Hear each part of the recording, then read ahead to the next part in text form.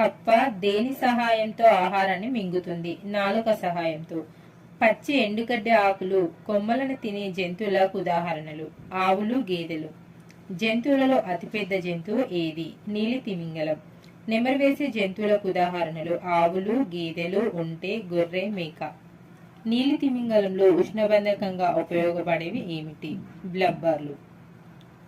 లార్వాలలో ఏ larva ఎక్కువగా ఆహారాన్ని తింటుంది? Crane fly larva. ప్రౌఢజీవిగా మారిన తర్వాత ఆహారం తినవలసిన అవసరమే ఉండని లార్వా ఏది? Crane fly larva. Crane fly. నీలి తిమింగలం ఎంత బరువు ఉంటుంది? 110 నుంచి 160 టన్స్. రక్తాన్ని ఆహారంగా తీసుకొని నీటిలో నివసించే జీవికి ఉదాహరణ జలగ.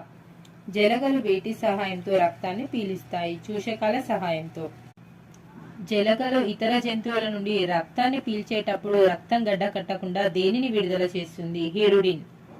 సరీసృపాల నుంచి పక్షులు ఏ కాలంలో ఉద్భవించాయి? మీసోజాయిక్ యుగం. కొలనులోని గుడ్లు లార్వాలను ఆహారంగా తీసుకునే జీవులు ఏవి? కప్పలు, చేపలు. నిశాచరులు అంటే ఏమిటి? రాత్రిపూట సంచరించే జీవులు. నిశాచర జీవులకు ఉదాహరణలు. బొద్దింకలు, మాత్లు, గబ్బిలాలు.